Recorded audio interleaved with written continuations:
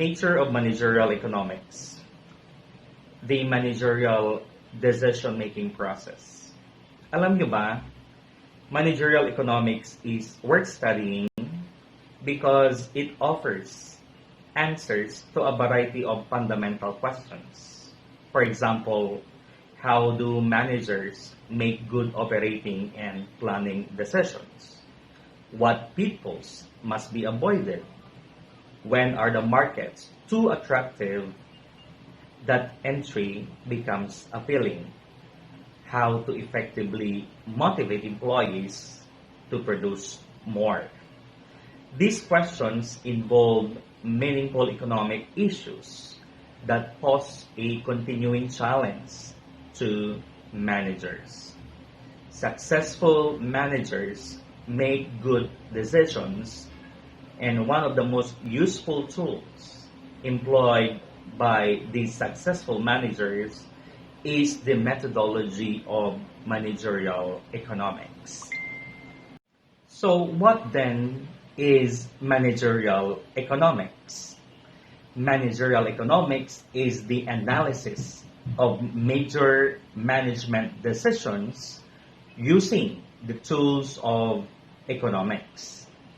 Because it uses the tools and techniques of economic analysis to solve managerial problems, managerial economics connects traditional economics with decision sciences to develop vital tools for managerial decision making.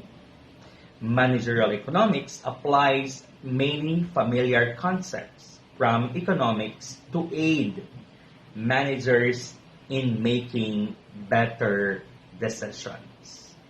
Kaya nga, you have to become familiar with the concepts related to microeconomics as well as macroeconomics. Steps to better decision making. Making sound managerial decisions involve 7 steps. 1. Define the problem. What is the problem the manager faces? Identifying the decision context or setting and the decision maker represents a large step toward understanding the choice process. So that's the first step. It's important for us to establish first what the problem is all about. Number 2 step, determine the objective. What is the decision maker's goal? Earning a profit is the primary objective of the firm, and profit is easily defined as total revenue minus total cost. Thus, among alternative courses of action, the manager must select the one that will maximize the profit of the firm. So it is all about profit maximization. Importante yan. So that's the second step. Determine the objective. Number 3, explore the alternatives. What are the alternative courses of action? What are the variables under the decision maker's control? What constraints limit the choice of options? The decision maker must explore all available courses of action and then choose the one that would best achieve his or her objective. So far, we're through with the 3 steps. Now let's have number 4. Predict the consequences. What are the consequences of each alternative actions? Should conditions change, how would this affect outcomes? Depending on the situation, the task of predicting the consequences may be straightforward. In more complicated situations, however, the decision maker often must rely on a model to to describe how options translate into outcomes. A model is a simplified description of a process, relationship, or other economic phenomenon. Of course, the main purpose of model building is to explain and to predict, to account for past outcomes, and to forecast.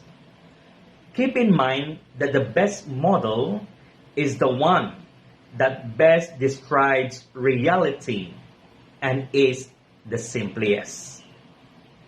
Now, let's have step number 5. Make a choice. What is the preferred course of action? Once the decision maker has put the problem in context, formalized the objectives, and identified available alternatives, how does the manager go about finding a preferred course of action? Number 6, perform sensitivity analysis. How does the optimal decision change if conditions in the problem are altered? In tackling and solving a decision problem, it is important to understand and be able to explain the why of your decision. So it's important to conduct sensitivity analysis. Number 7, conduct the evaluation. Are the decisions made effective? Gather and analyze evidence to determine whether decisions made were effective in accomplishing the firm's objective. So these are the steps for us to arrive at better decision making. To emphasize, let me repeat it for you. 7 proven steps for sound decisions. Number 1, define the problem. Number 2, determine the objective. Number 3, explore the alternatives. Number 4, predict the consequences. 5, make a choice. 6, perform sensitivity analysis. And 7, conduct the evaluation. The theory of the firm. Firm exists because they are useful in producing and distributing goods and services. They are economic entities and are best analyzed in the context of an economic model. The basic model of business is known as the theory of the firm. The firm is taught to maximize profit. Today, in a more complete model, the primary goal of the firm is long-run expected value maximization. Let's talk about the value of the firm.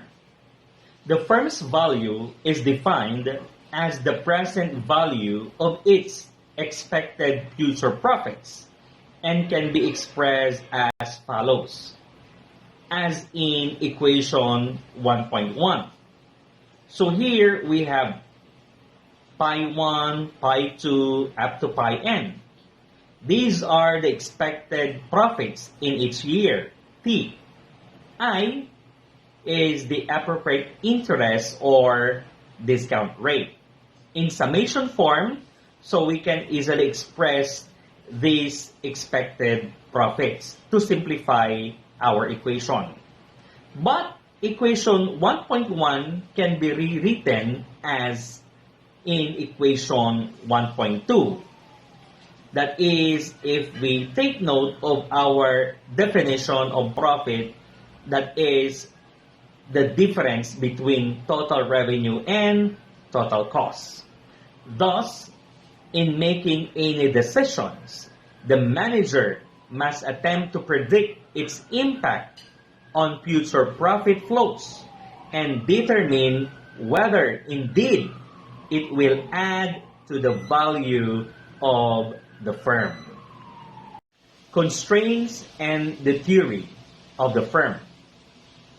Managerial decisions are often made in light of constraints imposed by technology, resource scarcity, contractual obligations, and government laws and regulations. To make decisions that will maximize value, managers must consider both short-run and long-run implications as well as how various external constraints affect their ability to achieve organizational objectives. Firms frequently face limited essential inputs, such as skilled labor, raw materials, specialized machinery, and warehouse space. Managers also often face capital constraints that place limitations on the amount of investment funds available for a particular project. Managerial decisions can also be constrained by contractual requirements. For example, labor contracts limit flexibility in worker scheduling and job assignment, affecting whether labor costs are fixed or variable. In other instances, output must meet certain minimum quality requirements. Legal restrictions, which affect both production and marketing activities, can also play an important role in managerial decisions. Laws that define minimum wages, health and safety standards, pollution emission standards, fuel efficiency requirements, and fair pricing and marketing practices all limit managerial flexibility. Value maximization is not the only model of managerial behavior.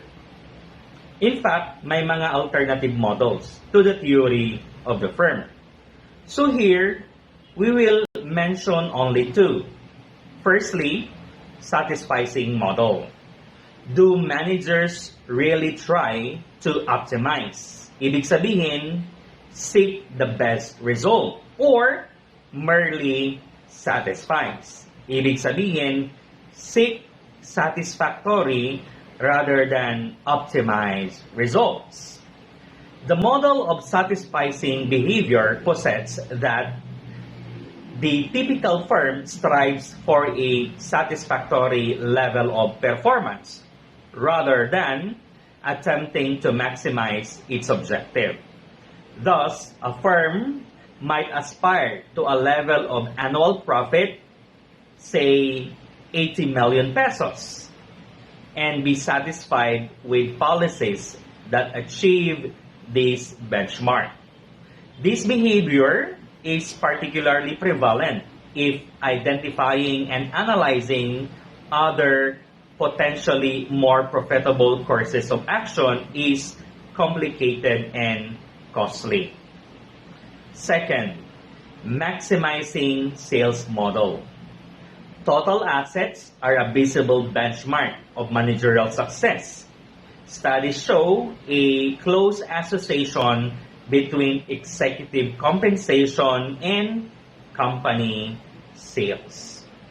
The above alternative models of managerial behavior has added to our understanding of how firms behave.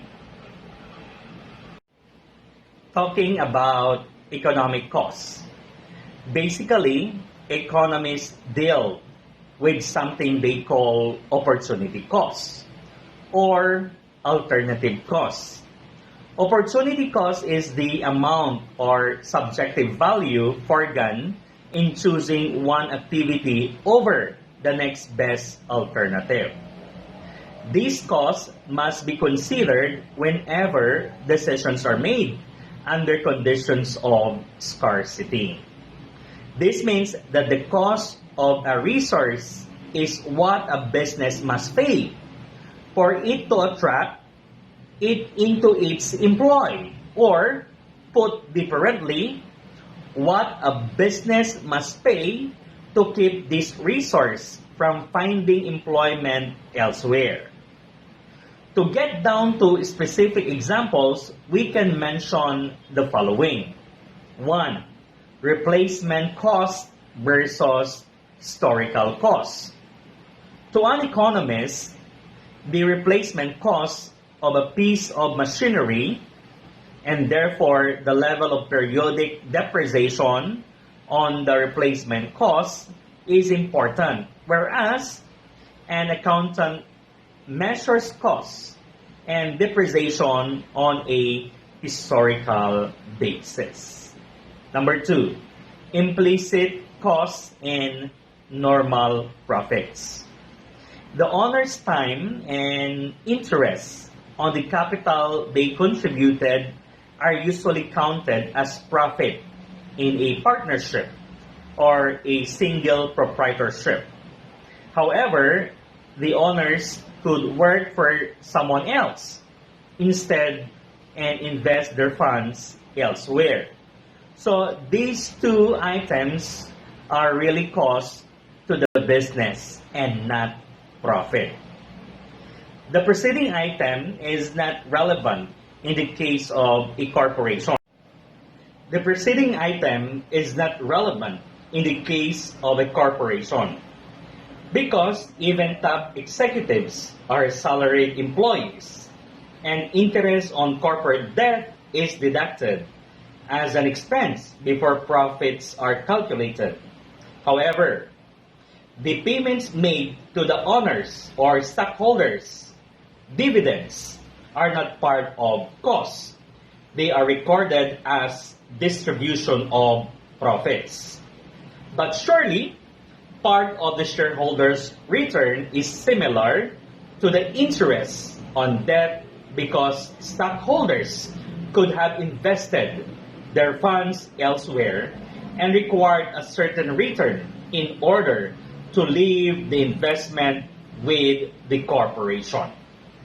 Thus, on this account, corporate profits, as recorded by accountants, tend to be overstated. It appears, therefore, that an economist includes costs that would be excluded by an accountant. Indeed, the economist refers to the second category of costs, which are essential to obtain and keep the owner's resources in the business as normal profits, which represents the return that these resources demand to remain committed to a particular firm. Thus, economic costs include not only the historical costs and explicit costs recorded by the accountants, but also the replacement costs and implicit costs, normal profits, that must be earned on the owner's resources. Profits are considered to be economic profits, which are defined as total revenue minus all the economic costs. Role of business in society in the 21st century. We can't deny that companies have a clear responsibility to earn profits for their shareholders, or that most shareholders invest primarily to make money. But they also have a responsibility to the societies that grant them the right to operate. And they can fulfill both responsibilities profitably. Social and environmental responsibility can be a source of long-term competitive advantage. So, what role should businesses can play in society? We will highlight 5 rules of business. 1. Businesses should make as much money as possible while conforming to the basic rules of the society, both those embodied in law and those embodied in ethical customs. Number two, maximizing shareholder value over a particular time period may satisfy the interests of shareholders. The challenge is figuring out how to allocate human and financial capital to its best and highest use for the long term. Value creation by means of maximizing long-term free cash flow.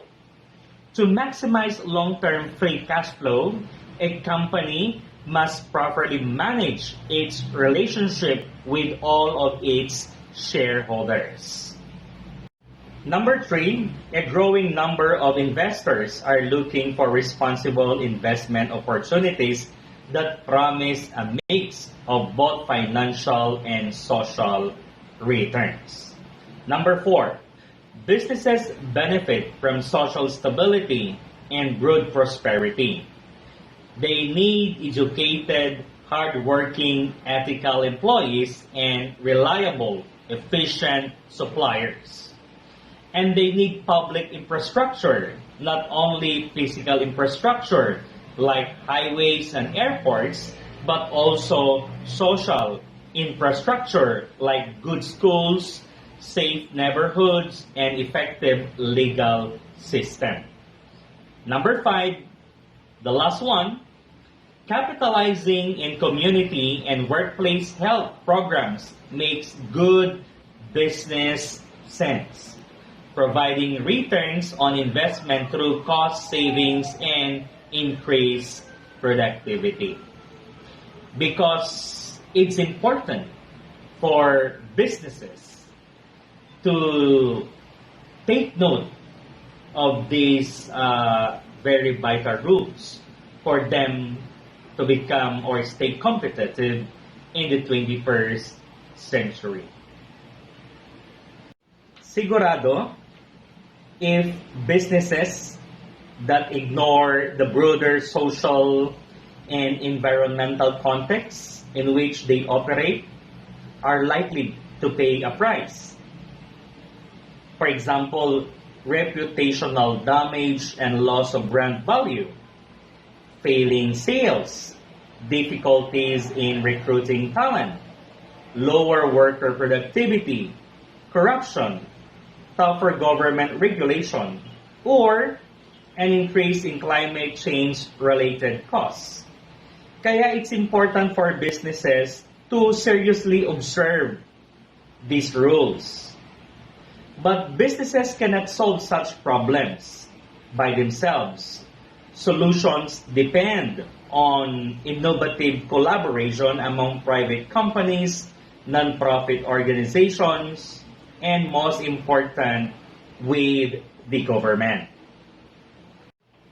I think that concludes our discussion about the nature of managerial economics. To summarize, so let me just give you few important points about what we have discussed so far. So lima lang. Una, managerial economics is the analysis of major managerial decisions using the tools of economics. Managerial economics applies many familiar concepts from economics to aid managers in making better decisions. Pangalawang point from our discussion. The firm is told to maximize profits. Yes, maximize profit. You heard it right. The primary goal of the firm is long-run expected value maximization, according to the theory of the firm. Number three, managerial decisions are often made in light of constraints. Managers must consider both short-run and long-run implications, as well as how various external constraints affect their ability to achieve organizational objectives. Number four, economists deal with something they call opportunity cost. Itong concept ng opportunity cost, napaka-importante neto pagdating sa decision making. Why? Because you really have to make a decision kung ano talaga yung option na pwede mong i-sacrifice. Okay? So, that's the essence of opportunity cost. And number 5, companies have a responsibility to their shareholders, but they also have responsibilities to the societies that grant them the right to operate. Okay? So I think that summarizes everything that we have discussed in this lecture about the nature of managerial economics.